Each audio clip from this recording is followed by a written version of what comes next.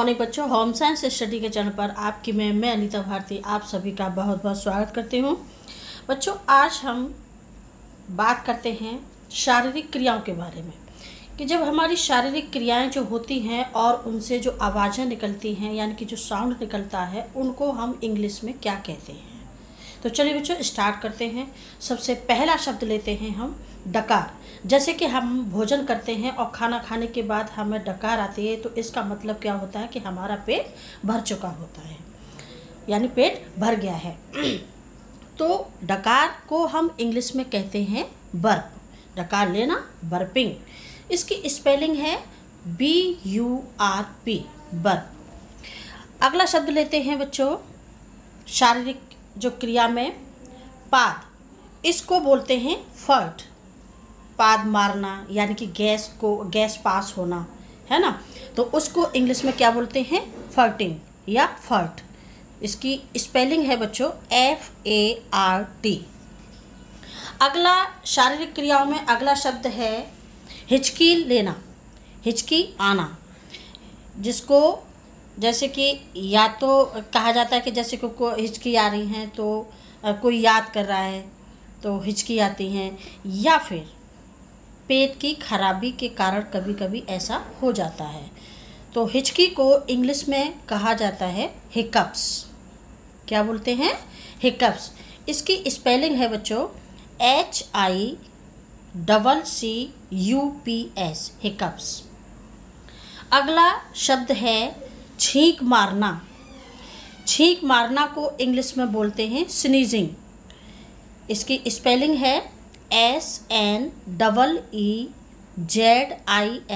Sneezing. अगला शब्द लेते हैं बच्चों शारीरिक क्रियाओं में अगला शब्द आता है खांसी आना, यानी कि खांसी। जैसे कि हमें सर्दी जुकाम हो जाता है तो उसमें हम जब जुकाम पक जाता है तो क्या होता है, बलगम आने लगता है और बनता है, और उस कंडीशन में क्या होता है, खांसी आने लगती है। उस खांसी को हम इंग्लिश में क्या बोलते हैं, कफ। स्पेलिंग है इसकी COUGH। अगला शब्द लेते हैं बच्चों थूकना। थूकना यानी कि स्पिटिंग। इसकी स्पेलिंग है SPITTING, स्पिटिंग। अगला शब्द लेते हैं कराहना। तो बच्चों कराहना को इंग्लिश में बोला जाता है ग्रोनिंग, GROANING, ग्रोनिंग।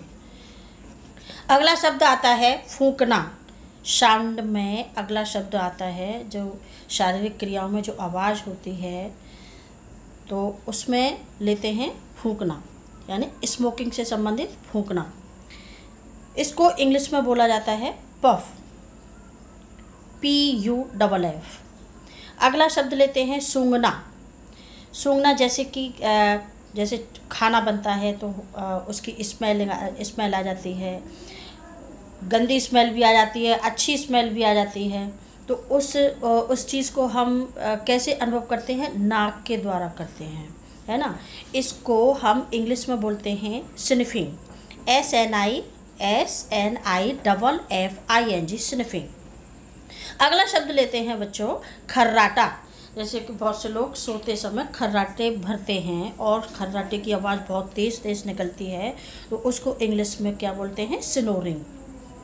सोते समय जो आवाज़ आती है खर्राटे की उसको क्या बोलते हैं इंग्लिश में, snoring, SNORING, snoring.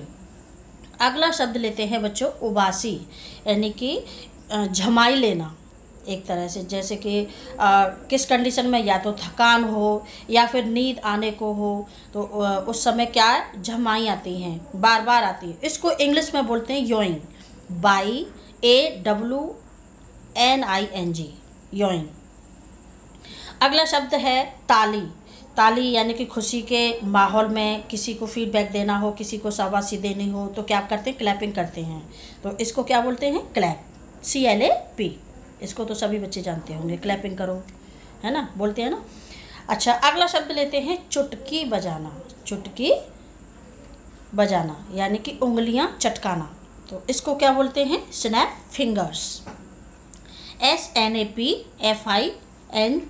GER fingers, GERS। अगला शब्द लेते हैं सीटी मारना।